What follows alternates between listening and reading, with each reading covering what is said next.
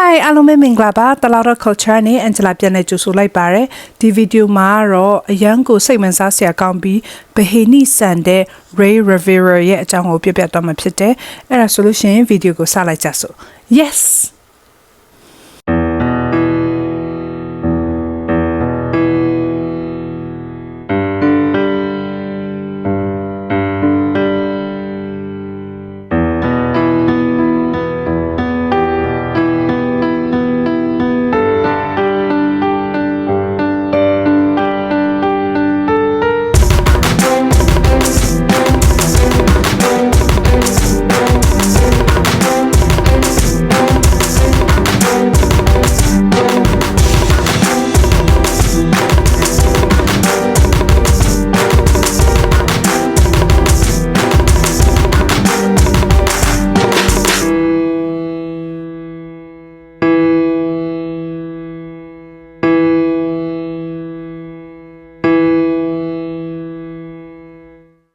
Ray Rivera ကို1983ခုနှစ်ဇွန်လ10ရက်နေ့မှာမွေးဖွားခဲ့တဲ့သူကမွေးချင်းမောင်နှမ3ယောက်ထဲမှာအလက်ပေါ့သူမှာအကိုရှိတယ်ပြီးရင်ညီမလေးတယောက်ရှိတယ်သူကကြတော့ဒီ Hispanic လူမျိုးပေါ့နော် Puerto Rican မျိုးနွယ်ဆက်တဲ့ Hispanic လူမျိုးဖြစ်တဲ့Ray ကိုကြည့်လိုက်ပြီဆိုလို့ရှင်လေအရက်က6ပေ5လက်မခန္ဓာကိုယ်ကတောက်တင်းသူပြုံးလိုက်ပြီဆိုတွားလေးရဖြူပြီးညီပြီးတော့လေတကယ်ကိုညိုချောသိရမလားသူကလည်းအခစားသမားဆိုတော့ခါရမဆော်ရီဘာရနဲ့ပေါ့ဗလာရီကြွတားရီနဲ့ပြီးလို့ရှင်သူက water polo ဆိုတဲ့အခစားမှာအရန်ထူးချွန်တယ်ထူးချွန်ပြီးတော့ဒီပွဲရပြီးနောက်ပိုင်းတောင်မှအထက်တန်းကျောင်းမှာ water polo နီးအပြအဖြစ်သူအလုပ်လုပ်ခဲ့တယ်ဒါပေမဲ့ Ray တကယ်စိတ်ဝင်စားတဲ့အရာဘာလဲဆိုလို့ရှိရင်သူဆက်ညွှန်းရေးတာရုပ်ရှင်ဆက်ညွှန်းရေးတာရုပ်ရှင် director လုပ်တာပေါ့နော်ဒါပေမဲ့သိတဲ့အတိုင်းပဲကွာဟိုနာမည်မကြီးတဲ့ဆက်ညွှန်းရေးဆရာတို့ဒီ director တို့ဆိုတာဝင်မှမကောင်းတာအဲ့တော့သူအဲ့ချိန်မှာမင်္ဂလာဆောင်လိုက်ပြီလေသူမိမ Allison လည်းရှိပြီဆိုသူတယောက်တည်းမဟုတ်တော့အဲ့တော့ဒီအလုပ်ကိုသူရေရှည်လုပ်ဖို့ကကြတော့ဝင်မကောင်းတဲ့အတွက်ကြောင့်မသိအဆင်မပြေဘူးပေါ့နော်လောလောဆယ်ကအဲ့တော့သူကစင်စားလဲဆိုသူ Ray ရဲ့ best friend လုံးဝ bestie တငယ်ချင်း Porter Stansberry ဆိုရှယ်သူက14နှစ်15နှစ်လောက်ကလေးကသူခင်လာတာကွာအဲ့တော့ Porter ကသူလုံးဝပြောရမယ်ဆိုလို့ရှင်အောင်မြင်တဲ့လုပ်ငန်းရှင်ပေါ့နော်သူက Baltimore မြို့ Maryland ပြည်နယ်မှာနေတာပြီးရင် Porter Stansberry က Stansberry's Associates ဆိုပြီးတော့ဒီပုံနှိပ်တိုက်လုပ်ငန်းသူလှုပ်ဆောင်တယ်ပြီးလို့ရှင်သူကဒီfinance ဆိုတဲ့ငွေကြေးစီမံခန့်ခွဲမှုဒီ stock exchange လုပ်တဲ့ဟာတွေဒီဟာတွေကိုသူကအဓိကကင်တာပေါ့ဒါမဲ့သူစီမှာအဲ့ဒီပုံနှိပ်တိုက်စီးပွားရေးလည်းရှိတယ်အဲ့တော့အများနဲ့သူကအရင်ကတည်းကနေပြီးတော့ Ray ငါစီမှာလာလို့နေစာရေးတာကြိုက်တယ်ငါစီမှာလာလို့ Maryland ကိုပြောင်းလာဟိုဗာလဲBaltimore ကိုပြောင်းလာဆိုအများနဲ့ခေါ်တယ်အဲ့ချိန်ကျတော့ Ray ကလည်းဒီဆက်ညွှန်ရေးတဲ့အလုပ်ကသူအများတန်းမရှိတဲ့အတွက်ကြောင့်မလို့ okay အဲ့ဒါဆိုလို့ရှင်သူမိမ Allison နဲ့ Baltimore မြို့မှာပြောင်းသွားမယ်ပေါ့နော်ဘာလို့ဆိုအဲ့မှာသူတို့2နှစ်လောက်လုပ်ပြီးသွားပြီဆိုလို့ရှင်သူတို့နေတဲ့ Southern California တောင်ပိုင်းကိုပြန်လာပြီးတော့သူတကယ်ဝါသနာပါတဲ့ဒီဆက်ညွှန်ရေးတဲ့ဟာကိုတစိုက်မတ်ပြန်လုပ်မယ်ဆိုပြီးတော့သူတို့နှစ်ယောက်ကလင်မယားနှစ်ယောက်ကသဘောတူလိုက်တယ်အဲ့လိုသဘောတူပြီးတော့ Ray နဲ့ Allison ကသူတို့နှစ်ယောက်လုံးဝဆွေမျိုးလည်းမရှိဘူးတကယ်ချင်းလည်းမရှိတဲ့ Baltimore မြို့ Maryland ကိုပြောင်းလာတယ်အဲ့မှာသူတို့တမျိုးလုံးမှာတည်တာ Porter ကိုပဲတည်တယ်ကွာအဲ့မှာ Ray က Stansberry Associate မှာဒီငွေကြေးနဲ့ပတ်သက်ပြီးတော့သူကစောင်းပါးတွေရေးတယ်တကယ်ပြောရမယ်ဆိုလို့ရှိရင် Ray ကအဲ့လို finance အကြောင်းလည်းသူတိတ်တော့မသိဘူးပေါ့နော်ဒါပေမဲ့သူ data research လုပ်ပြီးတော့သူစောင်းပါးတွေရေးတယ်အဲ့မှာလှုပ်တယ်ပြီး Allison ကလည်းသူ့အလုပ်နဲ့သူကAllison ရဲ့လောကခဏခီးထွက်ရတဲ့အလုပ်ဟုတ်တယ်ဆိုတော့သူအဲ့မှာစရောက်ပြီးတော့နေရင်းနဲ့ဒီသူတို့ဖျားเจ้าတွေဒီအတင်းတော်တွေနဲ့တွေ့ပြီးတော့တငယ်ချင်းတွေများလာပြီးတော့နေသားတော်တော်လေးကိုနေသားကြပြီးအဆင်ပြေလာတယ် Ray နဲ့ Allison ကဒီဇင်ဘာလ2004ခုနှစ်မှာ Baltimore Maryland ကိုပြောင်းသွားတာနော်မေလ16ရက်နေ့2006ခုနှစ်မှာဘာဖြစ်လဲဆိုတော့အဲ့နေ့ကသူကဒီ Allison ကသူခါတိုင်းလိုပဲသူအလုံးနဲ့ပတ်သက်ပြီးသူခီးထွက်ရမယ်အချိန်မှာသူကအဲ့မနေ့ညတော့ကလည်း3နိုင်လောက်ကားမောင်းထားရဆိုဒီနေ့မနက်ကလည်းအစိုးရကားမောင်းပြီးတော့တခြားတနေရာကိုတွားရမှာဆိုတော့အရင်ပင်ပန်းတာမနက်မှာကျတော့ဟ သူအရင်ပန်ပန်နေပေါ့နော်ဒါပေမဲ့ Ray ကလည်း sorry ထားပြီးသူမနက်စာရေးပြင်ဆင်ပြီးတော့သူက Ray ရဲ့နေ့ကငါအရင်ချစ်တာပဲလို့ပြောတယ်ဆိုတော့ Ray ကလည်းငါ့ကိုအရင်ချစ်တဲ့အတွက်ကြောင့်မလို့ကျေးဇူးတင်တယ်ပေါ့နော်အဲ့လိုနဲ့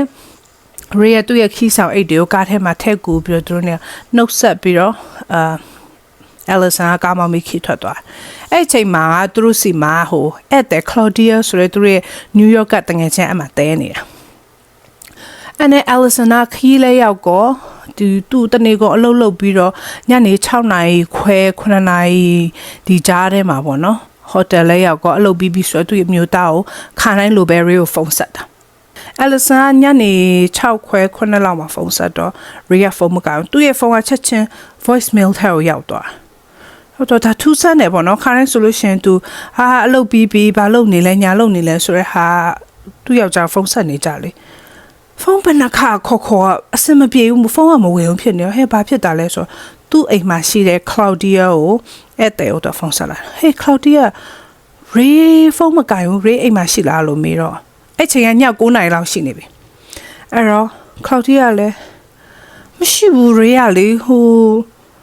ညနေ6နာရီခွဲတော့က Ray စီကိုဖုန်းဝင်လာတယ်ပေါ့နော်သူတို့အိမ်ကကြောင့်နှစ်ထပ်အိမ်ဆို Claudia တဲတဲ့အခန်းနဲ့ Ray ရဲ့ရုံးခန်းနဲ့ကဒီလိုကက်ရက်နိုင်ရန်ပဲချားတာသူကြားလိုက်တယ်ပေါ့သူကြားလိုက်တော့ဘယ်လိုမျိုးကြားလဲဆို Ray က oh ဆိုပြီးအရင် surprise ဖြစ်တယ်လို့အာမေဒိတ်အတန်နဲ့ပေါ့နော်ချက်ချင်းအဲ့ဖုန်း6နာရီခွဲလောက်မှာဝင်လာတဲ့သူချက်ချင်းပြေးပြီးတော့ပေါ့နော်လုံးဝအလောတကြီးကိုပြေးပြီးတော့အပြင်ထွက်သွားတယ်လို့ပြောရတယ်အဲ့နဲ့ Allison ဟုတ်တယ်9နာရီအထိဖုန်းမကန်ဆိုတော့ဘာဖြစ်နေရလဲပေါ့သူဒါတမန်ရိုးကြတော့မဟုတ်ဘူးပေါ့နော်သူ့ယောက်ျားတခါမှအဲ့လိုမျိုးဖုန်းမကန်ပဲနဲ့ပြစ်ထားမျိုးလည်းမရှိဘူးဆိုတော့အဲ့လေမြန်ကအရင်ချစ်ကြတာလေအဲ့တော့ okay ထားလိုက်ပါတော့ဆိုပြီးတော့မနေ့ပြန်ကြမှာပဲသူဖုန်းဆက်မယ်ပေါ့အိတ်ပြောသွားတဲ့အချိန်ကျနောက်တနေ့မနက်9နာရီခွဲလဲကြောက်Allison စီတင်းဆိုဖုန်းမိလာ Allison ဖုန်းကင်လိုက်တော့ Claudia ဖြစ်တယ် Hey Allison Ray ခုထိပြန်မလာသေးဘူးလို့ပြောတယ်အဲ့နဲ့ Allison ကလေအဲ့ချိန်ကျတော့ချက်ချင်းထပြီးတော့ဟုတ်လားလို့ပြောတော့ Okay ဒီလိုမျိုးဆိုရင်တော့မဖြစ်တော့ငါအိမ်ပြန်မှဖြစ်တော့ပဲဆိုတော့ Claudia အဲ့ဆိုလို့ရှိရင်ငါအိမ်ပြန်လာလိုက်မယ်နင်းNew York ကိုပြန်မယ်ဆိုလို့ရှင်လည်းပြန်လို့ရတယ်နော်စိတ်မပူနဲ့ဆိုပြီးတော့အဲ့ဒါနဲ့ Claudia ခဏပဲအိတ်တာကွာပြီးရင် तू New York ပြန်တော့မှာဆိုတော့ Claudia New York ပြန်သွားတလားလုံး Allison ကနေပြီးအလုပ်တွေအကုန်လုံးပြစ်ပြီးတော့ तू အိမ်ကိုပြန်တာပြန်တဲ့ကားမောင်းရင်းနဲ့တောက်ပြီးဖုန်းခေါ်တာ Ray နဲ့တီးတဲ့ तू မှန်တယ်မြောက်ဖုန်းခေါ်တာ Hey Ray နဲ့ဆက်သွယ်ရလားတယောက်နဲ့တယောက်ပြီးတယောက်ကိုဖုန်းခေါ်တာ Puerto Rico ကျွန်းမှာရှိတဲ့သူရောက်ခမ Mario Ray ရဲ့အမေပေါ့နော် Mario ကိုလည်းဖုန်းခေါ်တယ် Maria ပြောတယ် no Ray နဲ့အဆက်အသွယ်မရသေးဘူးမရှိဘူးလို့ပြောတယ်အဲနောက်ဆုံးကျတော့ဒီ Orlando Florida မှာရှိတဲ့ Ray ရဲ့အကို Angel ကိုဖုန်းဆက်လိုက်တာ Allison ကအဲ့မှာအရန်စိတ်ပူနေပြီ Angel ငါ Ray နဲ့လုံးဝအဆက်အသွယ်မရဘူး Ray ဘယ်မှာပြောင်းနေလဲငါလုံးဝမသိဘူးပေါ့နော်ငါအခုအလုပ်ကိုဖြစ်ပြီးတော့ငါအိမ်ပြန်နေတယ်လို့ပြောတော့ Ray ရဲ့အကို Angel ချက်ချင်းကြက်သိမ်းမွေးထားသွားဘာလို့လဲဆိုတော့သူ့ညီအကြောင်းသူသိရလေ Ray ကလုံးဝမိသားစုအရန်ချစ်တာသူတို့မောင်နှမ3ယောက်ကလည်းအရန်ချစ်ခင်နေကြတာအရန်တဲ့တဲ့သူတွေပေါ့အဲ့တော့သူချက်ချင်းအဲ့ဒါတော့အရန်ထူးဆန်းနေပြီနော်ဘာလို့လဲဆိုတော့သူ့ညီ Ray ကသူ့မိန်းမအရန်ချစ်တာသူ့မိန်းမကိုမပြောဘဲနဲ့ဒီလိုမျိုးကြီးညတွင်းချင်းပျောက်တယ်ဆိုတာလုံးဝမဖြစ်နိုင်ဘူးသူတခုခုဖြစ်နေပြီထင်တယ်ဆိုတော့အတိအကျဝင်လာလို့ခန်းစားချက်ဝင်လာတဲ့အချိန်ကျတော့ Angel ချက်ချင်းပဲလေလက်မှတ်ဝယ်ပြီးတော့ Baltimore Maryland ကိုလိုက်သွားတော့အဲ့ဒီညမှာဒီမေလ18ရက်နေ့ပေါ့နော်နောက်တနေ့မှာ Allison ကလည်းအိမ်ပြန်ရောက်လာတယ် Allison အိမ်ပြန်ရောက်လာတဲ့အချိန်မှာ Ray မရှိဘူးပြီးလို့ရှိရင်ဒီည9နာရီလဲကြာရော Angel ပေါ့နော်Ray ရဲ့အကို Angel ရောက်လာတယ်ပြီးလို့ရှိရင် Ray ရဲ့အမေ Maria ရောက်လာတယ်နောက်တနေ့မှာ Allison ရဲ့မိဘတွေရောက်လာတယ်တငယ်ချင်းတွေရောက်လာတယ်မိသားစုရဲ့အကုန်လုံးရောက်လာခုထိအဆက်အသွယ်မရသေးဘူးဆိုမဖြစ်တော့ဘူးဆိုပြီးတော့မေလ18ရက်နေ့စပြီးတော့ပေါ့နော်သူတို့တွေအကုန်လုံးဒီထမင်းစားစပွဲမှာထိုင်ပြီးတော့ဒီ Allison ရဲ့မိဘနှစ်ယောက်က တမျိုးလုံးကားပတ်ပြီးတော့ကားပတ်ကင်တွေမှာရေးရဲ့ကားရှိလားဆိုတဲ့ဟာကိုတွားချိုက်ဖို့တာဝန်ပေးလိုက်တယ်ကျန်တဲ့သူတွေကဟဲ့ဘသူကရဲစခန်းဖုန်းခေါ်ဘသူကစေယုံကိုဖုန်းခေါ်ဘသူကဒီလိုတည်ရမလားဒီတည်င်းတွေကိုပေါ့နော်ဖုန်းခေါ်အဲ့လိုမျိုးပေါ့ဟိုအချင်းချင်းအလုပ်တွေပေးကြပြီးရေးကိုလိုက်ရှာတာချက်ချင်းလူပြောက်လဲကြော်ညာလိုက်တာဒီမှာနော်ဒါရေးရဲ့လူပြောက်ကြော်ညာဟာလူပြောက်ကြော်ညာပြောတော့ရှာလုံးဝအစအနောက်ကိုမတွေ့တာကွာအဲ့တော့တည်င်းတွေကလည်းနည်းနည်းစိတ်ဝင်စားလာဘလို့စိတ်ဝင်စားလာလဲဆိုတော့အဲ့လိုမျိုးဘယ်လိုပြောရမလဲဆိုတော့32နှစ်အရွယ်အမျိုးသားတူကဟိုရုတ်တရက်ကြီးလို့ဖောင်းဆိုပျောက်သွားဖို့ကလည်းပျောက်သွားဆိုတာဟာတမန်ရိုးကြမဟုတ်ဘူးပေါ့နော်ဟာဘာလို့ပျောက်သွားရလဲဆိုတဲ့ဟာလူတွေကလည်းသိရမလားအဖြေမရှိဘူးဆိုတော့အရန်ဗဟိနိဆန်နဲ့လူပျောက်မှုဆိုတော့ခါတဲ့ထင်ကြီးတွေပေးကြတာပေါ့နော်အရန်လူတွေကအဖြေရှာရတာအရန်တော်တယ်လေသိရမလားဟာဒီလိုဖြစ်နိုင်တယ်ဒီလိုလားမသိဘူးဟိုလားမသိဘူးလို့စိတ်ကူးရင်တဲ့ဟာအရန်ဖြစ်တော့ theory တွေအများကြီးထွက်လာတယ်ဒါပေမဲ့မတွေ့သေးဘူးလုံးဝမတွေ့သေးတော့ဘယ်လိုမျိုးဖြစ်လဲဆိုတော့ဒီဘန်ကတ်ကိုလည်းသူကမပိတ်ဘူးเนาะအယ်လဆန်ဘန်ကတ်ကိုမပိတ်ဘန်က ATM မှာများတယောက်ကပတ်စံထုတ်ပြီးတော့ရှာမလားဆိုတော့စိတ်နဲ့သူကမပိတ်ဘူးဒါပေမဲ့အဲ့ဒီ Ray ရဲ့ဘန်ကတ်ကလည်းလုံးဝဘာမှမတုံးထားဘူးပတ်စံလည်းမထုတ်ထားအဲ့ဘန်ကတ်ကိုတုံးလည်းမတုံးထားကွာပြောချင်တာတကယ်၍ထွက်ပြေးသွားမယ်ဆိုလို့ရှိရင်ပေါ့နော်ဘန်ကနေပတ်စံထုတ်ပြီးတော့ cash ဖြစ်ထုတ်ပြီးတော့ထွက်ပြေးသွားမှာပေါ့မဟုတ်ရင်တော့တက်စီဖြည့်တာတို့ဘာလို့အဲ့ဘန်ကတ်ကိုတော့ activity ရှိမှာပဲကွာဒါပေမဲ့လုံးဝအဲ့ဘန်ကတ်ကလည်းပျောက်ဘယ်လိုပြောမလဲဆို activity မရှိဘူးအဲ့လိုနဲ့မေလ22ရက်လဲကြာရော Allison ရဲ့အဖေနဲ့အမေကခိုင်းလို့ပဲသူတို့ရဲ့ duty အရာပေါ့နော်ကားပတ်ကင်တွေမှာရှောက်အဲ့လိုရေးရကားများတွေ့မလားဆိုပြီးကားမောင်းရင်းနဲ့တွားရင်းနဲ့ Saint Paul ဆိုတဲ့ land တောက်မှာအဲ့လိုလမ်းရဲ့အနောက်ဖန်ချက်မှာပေါ့နော်ဒီဟိုအဆောက်အအုံတွေပတ်လေရှိနေတဲ့ကားပါကင်တစ်ခုမှာရေးရဲ့ကားအမဲအောင်တော့တွေ့တယ်။ Allison ရဲ့အမဲချီတယ်ဟာ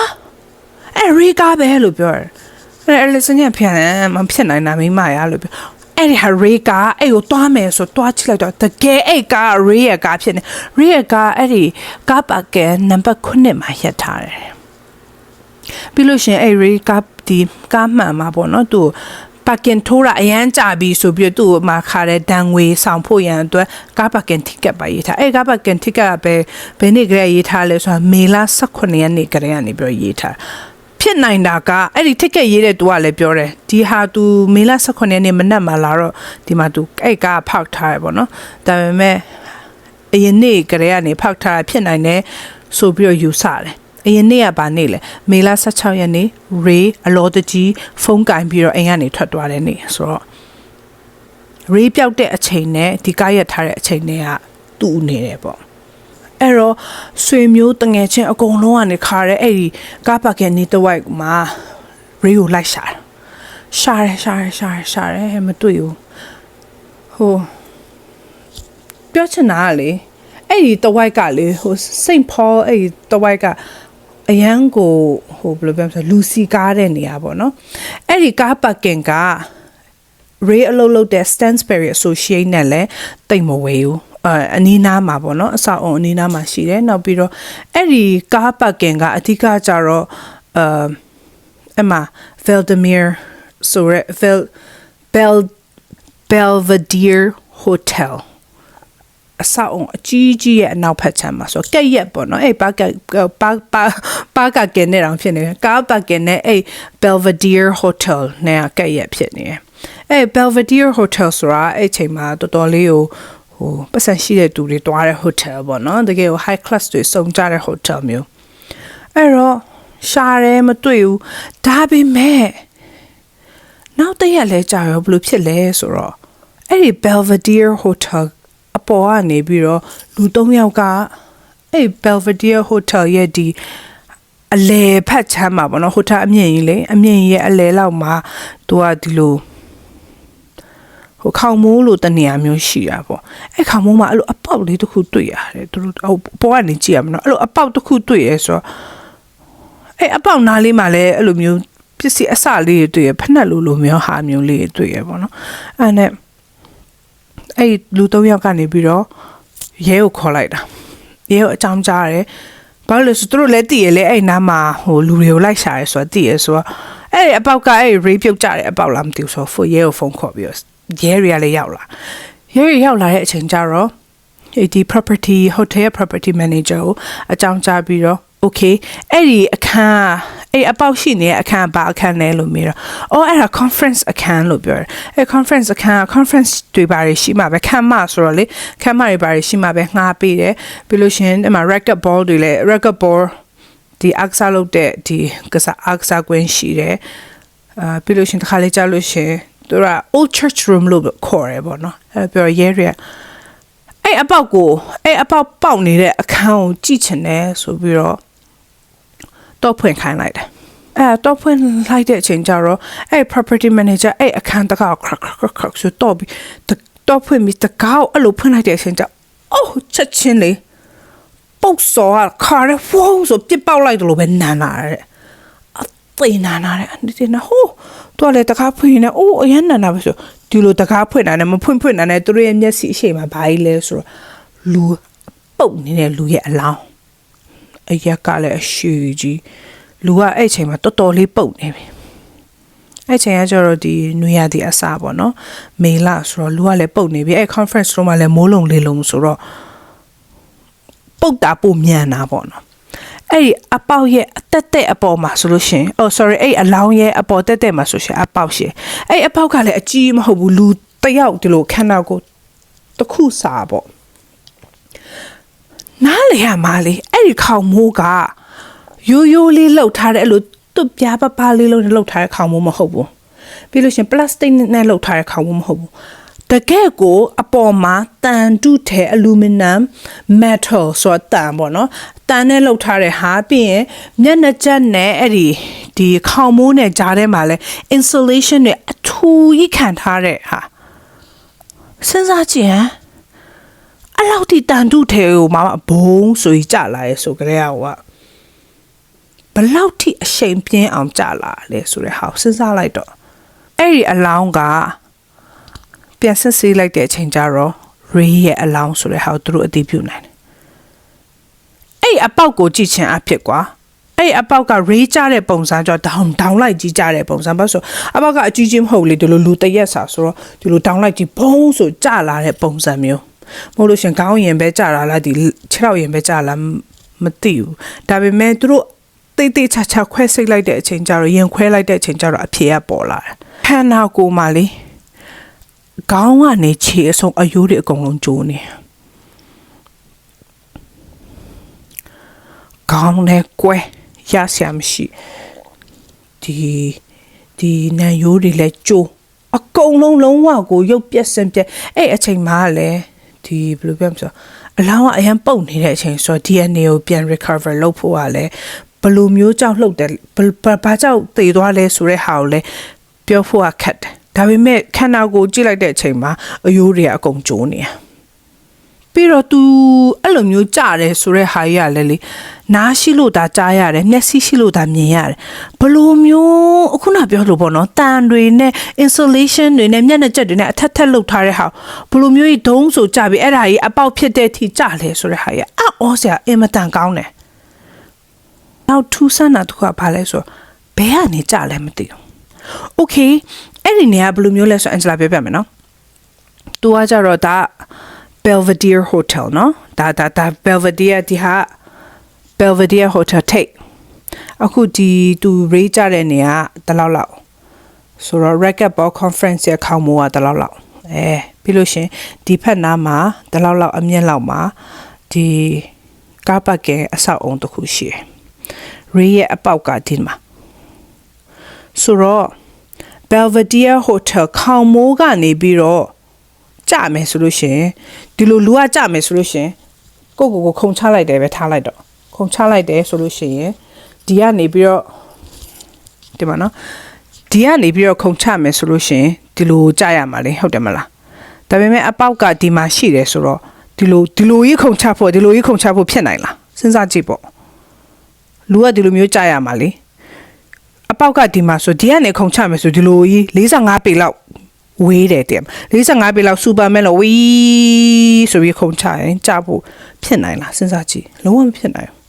ကဲအဲ့ဒါဆိုလို့ရှိရင်ဒီကားပါကင်ကနေကြတယ်ဗျာလားဒီကားပါကင်နဲ့အဲ့ဒီအပေါက်နဲ့ရလေပေ20လောက်ထပ်ဝေးသေးတယ်အခုနလိုပဲဒီလိုခုံချမယ်ဆိုလို့ရှိရင်ပေ20လောက်ခုံချပြီးဆိုပုံချ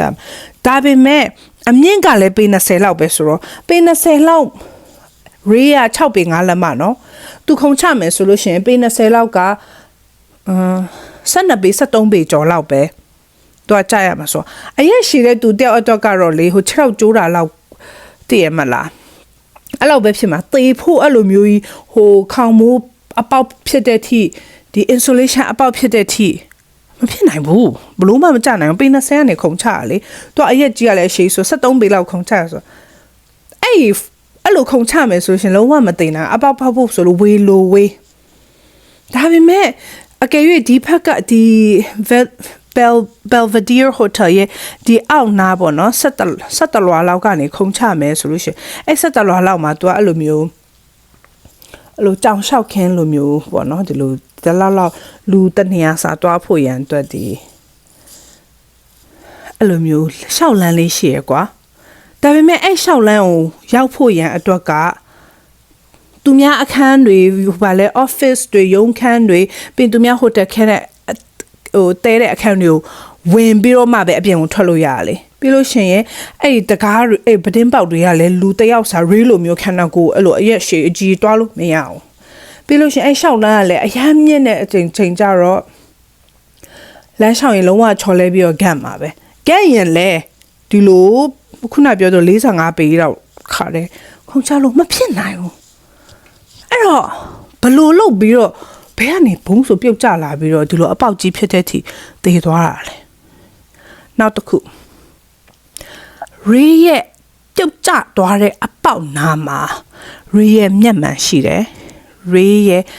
ဒီဖုန်းသူ့ရဲ့ cellular phone ရဲ့သူ့ရဲ့ဖနက်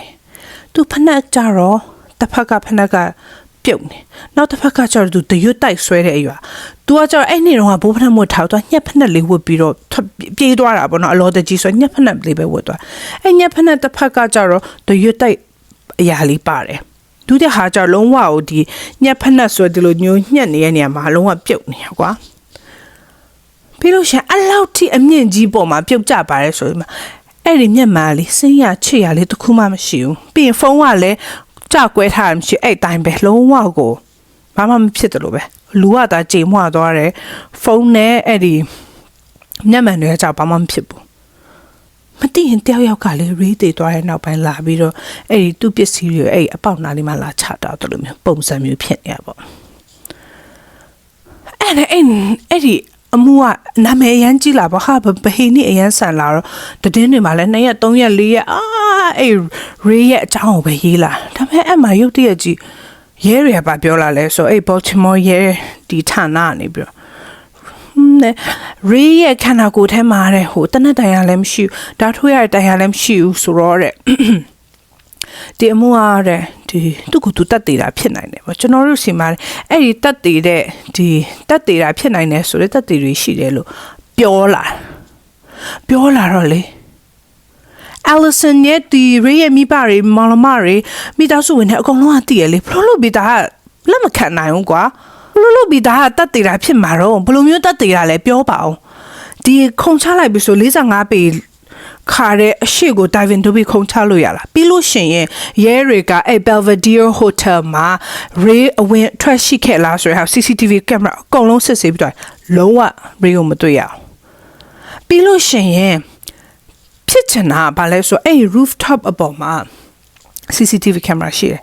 okay အဲ့မှာဒီ Ray ကဝန်ထမ်းပေါက်ကနေဝင်လာလို့ပါလို့ညာလို့ထားလိုက်ပါတော့ rooftop ကနေခုံချလိုက်တယ်ဆို rooftop CCTV camera မေ16ရက်နေ့ကတည်းကနေပြီးတော့ disconnect ဖြစ်ပြီးတော့ဘာ footage မှမရှိဘူးလေ hotel တစ်ခုလုံးမှာ connected ဖြစ်ပြီးအဲ့ rooftop မှာတော့မရှိဘူးလေစဉ်းစားကြည့်မေလ16ရက်နေ့ဆိုတာ Ray အလောတကြီးထွက်သွားတဲ့နေ့ဆိုဘလို့မှဒီဟာကြီးကိုကွာ suicide ဖြစ်တယ်သူ့ကိုသူတက်တယ်လို့လက်ခံလို့ဆရာအကြောင်းမှမရှိတာအဲ့တော့ Allison ကနေပြီးတော့ငါ give up မလုပ်ဘူးပေါ့နော် give up မလုပ်ဘူးဆိုပြီးတော့ရင်ခွဲတဲ့ medical examiner ရုံးကိုတွားလိုက်တာတိုက်ရိုက်တွားတော့ငါ ငါအမျိုးသားကိုသူကိုသူတတ်တယ်လို့ပြောတယ်အဲ့ဒီဟာကြောင့်သူမကျေနပ်ဘူးပေါ့နော် Allison က medical examiner စီလာတဲ့အချိန်ကျတော့ဘာဖြစ်လဲဆိုတော့ medical examiner သူ Allison ဝင်လာတယ်ရုံးခန်းတစ်ခါကိုပိတ်ပြီးပြောလဲဆိုတော့ Allison သူတို့တွေပြောတာတော့ suicide လို့ပြောတယ်အမှုကိုပိတ်ချင်တယ်ဒါပေမဲ့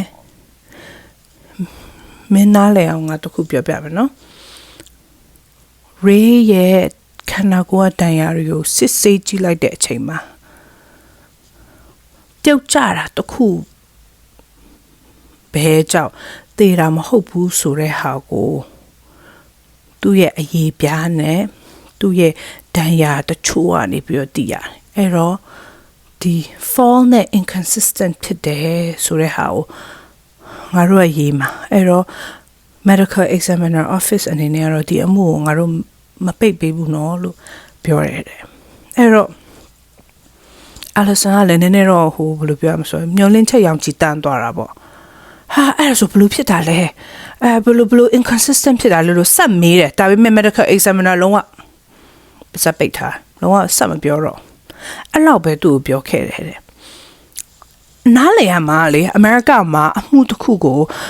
ဒီလိုမျိုးတိမ်မှုတိတ်ခင်းတစ်ခုကိုစစ်ဆေးတဲ့အချိန်ကြလို့ရှိရင် medical examiner ရဲ့ဆုံးဖြတ်ချက်ကအရန်ဒီကကြတယ်ဥပမာလူတယောက်ကတည်သွားတဲ့အလောင်းကိုရောက်လာတဲ့အချိန်ကျအော်ဒါထိုးတိုက်ရဆိုရှင်ဒါ homicide ကြောက်တည်တာတက်ခံရတာကြောက်တည်တာဆိုလို့ရှိရင်တိမ်မှုတိတ်ခင်းတဲ့အမှုကိုဖွင့်ထားပြီးတော့တရားခံလိုက်ရှာရတော့မှာဒါရဲတွေရဲ့အလုပ်ဖြစ်သွားပြီဒါပေမဲ့လူတယောက်တည်သွားတယ်ရောက်လာတယ်oh okay ဒါသူကသူ self inflicted ဝန်နဲ့တည်တာပြောချင်တာသူကသူဟိုထိခိုက်နာကြအောင်လုပ်ပြီးတည်သွားဆိုတာ suicide ပဲဟုတ်တယ်မလား suicide ဆိုလက်တယ်မရှိဘူးလေလက်တယ်မပေါ်ဘူးလေလက်တယ်ကိုယ်တိုင်ကသူကသူတက်တည်ပြီးတည်သွားတာလေအဲဆိုလို့ရှိရင်ဒါ suicide ဆိုလို့ရှိရင် case ကို close ဒါပေမဲ့ဒီ case မှာ Ray Revere ရဲ့တန်ချက်တွေကိုကြည့်လိုက်တဲ့အချိန်မှာmedical examiner undetermined လို့ရေးလိုက်တယ် undetermined ဆိုလို့ရှိရင်အမှုပိတ်လို့မရအောင်ဘာလို့ပိတ်လို့မရအောင်လဲဆိုလို့ရှိရင် undetermined ဆိုတဲ့အဓိပ္ပာယ်ကဒီအလောင်းကိုကြည့်ခြင်းအဖြစ်ဒီအလောင်းမှာရှိတဲ့ဒဏ်ရာဒဏ်ချက်တွေသည်လုံလောက်စွာသူကိုသူတတ်တယ်လို့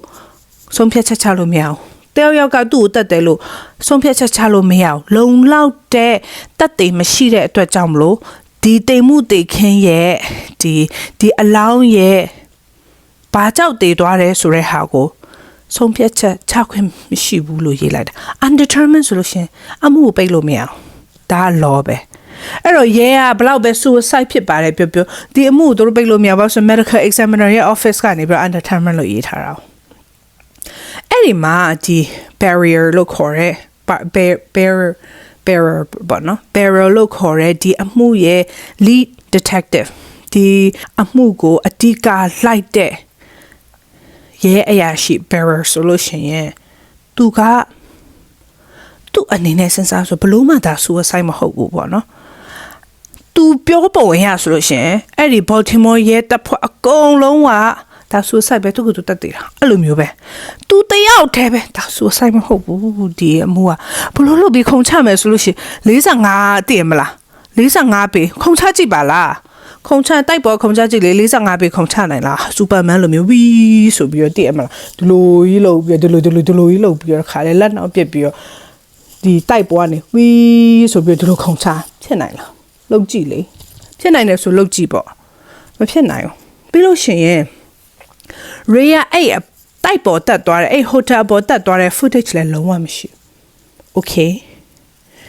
ဒီကားပတ်ကင်းကနေခုံချလိုက်ရင်လေဒီလောက်ဟိုပါလေအပေါက်ကြီးဖြစ်အောင်လဲဘလို့မှခုံချလို့မရအောင်အရက်ရှိထောက်ပင်ငါလက်မသူတယောက်တော့ပေ20ကနေခုံချတာမသိနိုင်ဘူးသူအရက်ကြီးအရှိကြီးသူ့တော့အဲ့လောက် impact မရှိဘူးပေါ့နော်ဟိုဗာလေမွေးကင်းစကလေးတို့ toddler လေးတို့ကပေး20ကနေခုံချရင်သိနိုင်တယ်လေဒါပေမဲ့6ပင်9လက်မှ full grown man တော့သိဖို့ကတော့ရုပ်တိမရှိဘူးအဲ့ဒါနဲ့ Allison ကလည်းသူ့ယောက်ျားsuicide မဟုတ်ဘူးဆိုတဲ့ဟာကိုလက်တိတဲ့အတွက်ကြောင့်မလို့အဲ့အမှုကိုရအောင်ယူလိုက်တာအဲ့ချိန်မှာအဲ့ lead detective Barra လည်းသူရဲရရှာပြောတယ် Allison မင်း ဒီအမှုကငါတို့ဆက်လိုက်မယ်ဆိုလို့ရှင်အန်တီရှိနိုင်တယ်နော်အဲ့တော့အတွင်းလူကဟိုငါကလည်းငါအနေနဲ့လည်းဒီတက်တည်ရဲဆိုတော့လက်မခံနိုင်ဘူးဒါပေမဲ့တကယ်လို့သူ့ရေကိုတက်တဲ့ရေအတက်ခံရတယ်ဆိုလို့ရှင်တက်တဲ့သူကအတွင်းတိဖြစ်နိုင်တယ်နော်သူဒီလိုမျိုး rush ဖြစ်ပြီးပြေးသွားပုံရဆိုလို့အဲကြောင့်မင်းတတိထားနော်မင်းပြောတဲ့စကားပြောတဲ့သူတွေကိုလည်းတတိထားပြီးရင်ကို secret ကို share တဲ့လူကိုလည်းတတိထားအဆဆရတတိထားတော့ तू က Allison ကိုပါစိတ်ပူလိုက်ပြီပင်သူ့ကိုသူလည်းအရင်တတိထားပြီးဒီအမှုကအရင် sensitive ဖြစ်တယ်ပေါ့နော် cover up လုပ်တာလည်းဖြစ်နိုင်တယ်ဆိုပြီးသူကလည်းအရင်တတိထားပြီးစစ်ဆေးနေတဲ့ကြားတဲ့အဲ့ဒီအမှုစဖွင့်တာနဲ့3ပတ်မြောက်မှာအဲ့ဒီ Baltimore ရဲတပ်ဖွဲ့ကနေပြီးတော့ lead detective Bearer ကိုအဲ့အမှုကနေပြီးတော့လုံးဝထုတ်ပြီးတော့ဌာနပြောင်းပေးလိုက်တယ်အဲ့ချိန်မှာ तू ကလည်းအံ့ဩသွားပါတော့ဟာဒီအမှု3ပတ်ပဲရှိသေးတယ်ခါရဲသူ့ခါရဲဌာနပြောင်းပေးလိုက်တယ်ဆိုတော့သူတို့ထင်ထားတာထပ်ပို့ပြီးတော့အရန် powerful ဖြစ်တဲ့အရာနောက်မှာရှိနေရလားဆိုပြီးသူစဉ်းစားလာဒါပေမဲ့သူဘာမှလုပ်လို့မရတော့ဘူးလေဒီ case ကနေပြီးတော့ရဲရရှိတယောက်ကဒီထောက်လိုက်ရေးရရှိတယောက်ကအထောက်ခံရပြီဆိုလို့ရှင်ဒီမှုနဲ့ပတ်သက်ပြီးပြောခွင့်လည်းမရှိတော့စဉ်းစားခွင့်လည်းမရှိတော့ဒီမှုနဲ့ပတ်သက်ပြီး information ရပိုင်ခွင့်လည်းမရှိတော့သူဒီမှုနဲ့ပတ်သက်ပြီးထပ်ဘာမှမသိတော့အဲ့ Allison ကလည်းရဲတပ်ခွက်ကိုဖုန်းခေါ်ပြီးဆိုရှင်ရဲတပ်ဖွဲ့ကဘာပြောဆိုဘာလဲ detective Bearer ဒီအမှုကိုမကင်တော့ဘူးနော်မင်းယောက်ျားသူ့ကိုသူတတ်သေးတာအဲ့ဒါကိုလက်ခံလိုက်ပါဆိုပြီးအဲ့လိုပဲပြောရတဲ့အဲ့နဲ့ Allison အဲ့ဒီကိုတတ်သေးတယ်ဆိုရဲတတ်သေးတွေတည်ရမလားအပြည့်အစုံရှိတယ်ဆိုရဲဟာငါ့ကိုပြနိုင်တဲ့နေကြလို့ရှင်ငါအဲ့ဟာကိုလက်ခံမယ်အခုချိန်ဒီမင်းတို့ကတတ်သေးလည်းမရှိဘဲနဲ့သူ့ကိုသူတတ်သေးပါတယ်ဆိုပြီးဖင်ပိတ်ညံတဲ့ဟာကိုကျွန်တော်လုံးဝလက်မခံနိုင်ဘူးဆိုပြီးပြောတယ်ဒါပေမဲ့ဖြစ်ချင်တော့အဲ့အမှုက medical examiner undetermined ဆိုတော့ပိတ်လို့မရအောင်ဒါပေမဲ့ရဲတပ်ဖွဲ့တွေကဆက်လိုက်လားဆိုတော့လုံးဝမလိုက်တော့အဲ့အမှုအတိုင်းပြစ်ထားတာသူ့ကိုသူတတ်တယ်ဆိုလို့ရှင်လည်းစဉ်းစားကြည့်လေလူသူ့ကိုသူတတ်တယ်မဲ့သူတယောက်ကဖုန်းလာပြီးတော့လေဟာ6နိုင်ခွဲပြီးငါ့ကိုသိရမလားဟဲ့နင်တတ်တယ်လို့ရပြီနော်လို့ပြောလိုက်ပြီးဆိုခါရဲငါတိုက်ပေါ်ကနေခုန်ချပြီးငါပြေးပြီးတတ်တယ်လိုက်မယ်ဆိုတဲ့ဟာမျိုးဖြစ်တယ်လားအလောတကြီးနဲ့ထွက်သွားတာလေပြီးလို့ရှင်ရဲ့နောက်ထူးဆန်းတာသူပြပါမနော် Ray ဒီအမြင့်အပေမြင့်အရန်ကြောက်တဲ့သူဖြစ်တယ်အဲ့လိုမျိုးဟို Belvedere Hotel ရဲ့ခေါင်မိုးပေါ်ရောက်နေတဲ့အချိန်ဆိုလို့ရှိရင်လက်ကင်လက်တန်းလည်းမရှိဘူးတည်းမလုံးဝလေဟာပြင်းကြီးမှရောက်သွားတယ်လို့အဲ့လိုမျိုးဆိုလို့ရှိရင် Ray ကလုံးဝမခံနိုင်အမြင့်အရန်ကြောက်တတ်တဲ့သူအမြင့်အရန်ကြောက်တတ်တဲ့သူကအမြင့်ကနေခုန်ချပြီးတက်တယ်မလားစဉ်းစားကြည့်လေတခြားနီးတက်တယ်ဖို့နီးတွေအများကြီးရှိတာပဲဘာလို့အဲ့ဟို तू အရန်ကြောက်တဲ့ဟာကြီးကိုမှလှုပ်ပြီးတော့တည်ရမလားတက်တယ်မှာတော့မဖြစ်နိုင်ဘူးဘလို့ရှင်ရဲတွေကနေပြဟာဒါနင်တို့မသိတဲ့ mental illness တခုခုရှိရပါတော့သူမှလည်းဖြစ်စီမှုရှိလို့တက်တယ်မှာ no အဲ့ချိန်တော့ तू က Ray ကဆက်အိမ်ထောင်ကြတဲ့အချိန်သူ့မိမကိုသူအရင်ချစ်တယ်သူ့မိမလည်းသူ့အရင်ချစ်တယ်ပြီးရင် Ray ကအရှမ်းခလေးလို့ချင်တာသူ့ကိုသူတက်တယ်မဲ့တယောက်က future ကိုမစင်စားတော့ဘူးလေသိရမလားဟာငါသိတော့မှာပဲကလေးရမြရသိရမလားအဲ့လိုပဲဖြစ်မှာလေမဟုတ်တော့ကလေးဖြစ်အရင်ဖြစ်ချာကလေးအရန်လို့ချင်တဲ့စိတ်သူ့စီမှာရှိရတဲ့အဲ့တော့ mental illness ဖြစ်နေတဲ့သူအဲ့လို mental struggle ဖြစ်နေတဲ့သူတယောက်စိတ်ကြယောဂခံစားနေတဲ့သူတယောက်ရဲ့အချင်းအစင်းဖြစ်ဒီပုံနဲ့တခုမှရင်းမှမရှိဘူးပြီးလို့ရှိရင်အများပိုင်းကကြတော့သူ့ကိုသူတတ်တဲ့သူတွေကကြတော့မိသားစုတွေကိုဖြစ်ဖြစ်လိုမျိုးဟိုနှစ်သိပ်ပေးတဲ့စကားပေါ့နော်နှုတ်ဆက်စကားစာရီရေးတဲ့အချင်းရှိတယ်တအိမ်လုံးမြေလံအောင်ရှာပြီး Ray ဒီနှုတ်ဆက်စကားလည်းမရေးခဲ့ဒါပေမဲ့တရက်ကြတော့သူတို့အဲ့လိုများရေးခဲ့မလားဆိုပြီးတော့ရှာတာပေါ့ရှာတဲ့အချိန်ကျတော့ဘလို့ဖြစ်လဲဆိုတော့ Ray ရဲ့ရုံးခန်းရဲ့ကွန်ပျူတာအနောက်မှာစာလေးတစ်စောင်ကိုသူအဲ့လိုမျိုးခောက်ထားပြီးတော့တိတ်နဲ့ကတ်ထားတာတွေ့ချိန်ကျတော့ Allison ကနေပြီးတော့အဲ့စာကိုဖတ်တဲ့အချိန်ကျတော့အဲ့စာအရင်ထူးဆန်းနေတဲ့ဘာရေးထားလဲဆိုတော့ Dear brothers and sisters ဒီမလားvolcano is erupting ဘာညာရေးပြီးတော့တချောင်းကဘာရေးထားလဲဆိုတော့ when virtue reunites that do not separate လို့ရေးထားအဲ့နဲ့ပြီးလို့ရှိရင်အဲ့အောက်မှာဒီရုပ်ရှင်ဇာတ်ကားနာမည်တွေတန်းစီ ပြင်ရုပ်ရှင် Hollywood ရုပ်ရှင်အကျော်အမော်နာမည်ကြီးသူတွေရဲ့နာမည်တွေရေးထားတာအဲ့ဒီစာလုံးကအတိတ်ပဲမရှိဘူးတိလားအဲ့တော့ Alison နေပြီး Google ခောက်ပြီးတော့ when virtue unites that do not separate ဆိုတဲ့ဟာကိုရိုက်လိုက်တဲ့အချိန်ကျတော့အဲ့ဒီစကားဒီ Freemason Secret Society ရဲ့စကားဖြစ်နေ Charles Manson အကြောင်းသိလားဒါတော့ mind control ပေါ့နော်သူတို့အဲ့ secret society မှာဒီ mind control အဓိကလုပ်တဲ့လုံးဝထိတ်တန့်လျှို့ဝှက်တဲ့ဒီလူမှုအဖွဲ့အစည်း Illuminati လိုမျိုးပေါ့ Freemason ဆိုတဲ့ဟာလေ secret society တစ်ခုဖြစ်တယ်အဲ့ secret society အရင် secret ဖြစ်လို့ဒီ Charles Manson ကိစ္စကြမှာပဲဒါ public ကသိတာပေါ့နော်အဲ့တော့အဲ့စာတီ Freemason လျှို့ဝှက်လူမှုအဖွဲ့အစည်းရဲ့တုံးတဲ့စကားဖြစ်နေအဲ့တော့စဉ်းစားစရာက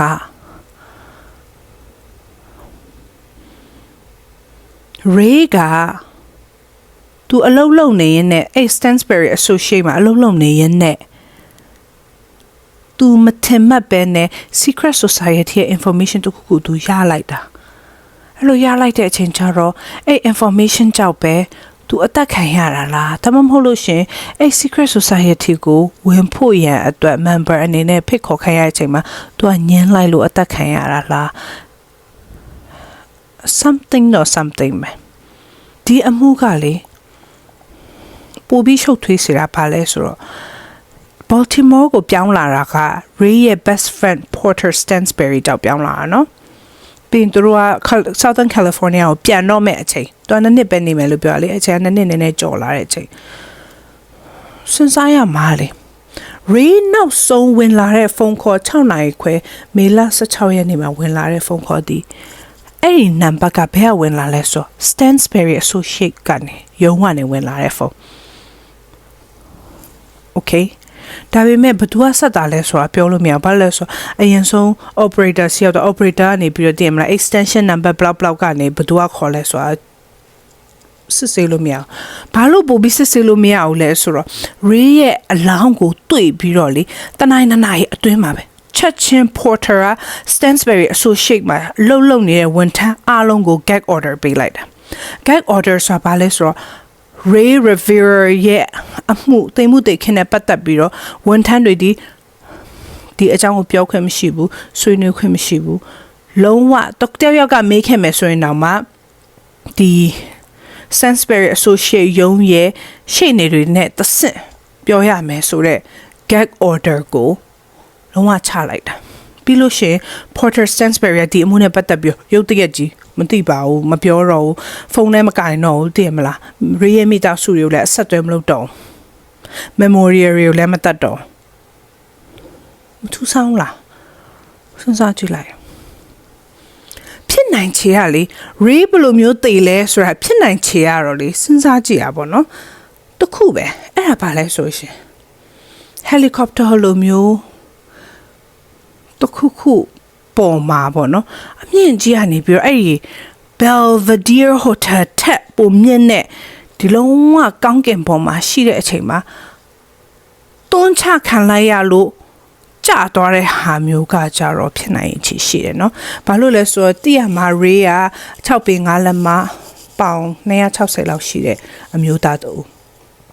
အဲ့လိုပေ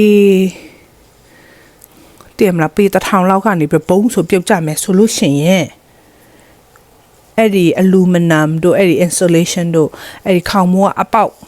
အဲ့လိုရှိန်နေကြတာလေပေပေါင်260ကျော်ဆိုတော့နဲတဲ့ဟွာကြီးတော့ weight တော့မဟုတ်ဘူးအဲ့လိုဘုံဆိုကြမယ်ဆိုလို့ရှိရင်တော့အဲ့လိုမျိုးသာကြမယ်ဆိုလို့ရှိရင်အဲ့ဒီခေါင်မိုးကအပေါက်ဖြစ်နိုင်တယ်ဒါပေမဲ့17လွာ12လွာလောက်ကနေကြမယ်ဆိုလို့ရှိရင်ခုနပြောသလိုပဲအဲ့လောက်တော့မပေါက်နိုင်ဘူးပြီးလို့ရှိရင်လည်း45ပေလောက်လို့ခုံပြီးတော့ဆင်ရမှာဆိုတော့ဖြစ်နိုင်ချေတခုအဲ့လို helicopter လိုမျိုးတနေရာနေတွန်းချခံရတာတော့အဲ့ဒါတော့ဖြစ်နိုင်တယ်ဒါပေမဲ့ helicopter လိုမျိုးနေရာကနေတွန်းချမယ်ဆိုရှင် helicopter ကိုကိုင်းနိုင်တာဘူးဆိုလေတကယ်တတိရီလီ powerful ဖြစ်တဲ့သူတွေပဲ helicopter တို့ private jet တို့ပိုင်တာလीနော်စဉ်းစားစရာပဲဒါ ဒါပေမဲ့အဲ့ theory ကိုစမ်းသပ်ဖို့ရဲတွေကလက်မခံပြောချင်တာအဲ့ဒီကောင်းကင်မှာပြန်ဝဲနေရဆို okay ဘယ်သူတွေကပြန်လာလဲဘယ်ချိန်မှပြန်လာလဲဆိုတော့ air traffic controller တွေစီinformation ရှိရလေအဲ့တော့ check လို့ရတယ်ဒါပေမဲ့ဒီအမှုကိုတို့ကပြစ်ထားတဲ့အတွက်ကြောင့်ဒီနေ့ဒီချိန်ထိလက်တယ်မပေါ့အဲ့ဒီသူများတွေကပြောနေကြဖြစ်နိုင်တာတော့အဲ့ Freemason ဟာကိုပြောရဲဆို Freemason အဲ့ secret society ဟာ solution နဲ့ Hollywood မင်းသားမင်းသမီးတွေနဲ့အရင်အချိတ်ဆက်ရှိတဲ့ထိတ်တန့်လျှို့ဝှက်အဖွဲ့အစည်းတစ်ခုအဲ့တော့အဲ့အဖွဲ့အစည်းကလူတွေ information တွေကို Ray Rivera မထင်မှတ်ပဲနဲ့ information ရသွားတာလားပြီးလို့ရှင်သူခြံခဲ့တဲ့စာကလည်း cryptic note လို့ပြောလို့ရတယ်ကွာလုံးဝလျှို့ဝှက်စာဒါသူပြောချင်တဲ့သူကရေးဖတ်မှာပဲဒါကိုပြောတာဆိုတဲ့ဟာနားလည်မှာရိုးရိုးတာမှန်မျက်စိနဲ့ဖတ်မယ်ဆိုလို့ရှင်ဟာအတိတ်ပဲမရှိ Hollywood ရုပ်ရှင်နာမည်တွေသိရမလားမင်းသားမင်းသမီးတွေရဲ့နာမည်ရေးထားအကျော်မော်တွေရဲ့နာမည်ရေးထားဘာလို့ရမှာလဲအဲ့လိုထင်ကောင်းထင်မှာပဲဒါပေမဲ့တကယ်တိတဲ့သူကဖတ်မယ်ဆိုလို့ရှင်Ray ကဒါပြောချင်တာပဲဆိုတဲ့ဟာကိုသိမှာဆရာနော်ပရိသတ်တွေဘလို့တဘောရကြလဲအန်ဂျလာတော့ဒီ Ray Rivera ရဲ့အကြောင်းအရင်စိတ်ဝင်စားအခုထိလည်းလက်တယ်မပေါ်သေးဘူးအဲ့တော့ထင်တဲ့ဟာလေးtheory လေးကိုလည်းအန်ဂျလာကိုနည်းနည်းပြောပြပေးကြပါအောင်အဲ့ဆိုလို့ရှင်အန်ဂျလာဒီဗီဒီယိုရက်နားလိုက်တော့မယ်နောက်ဗီဒီယိုမှာပြန်တွေ့ကြမယ်နော်bye bye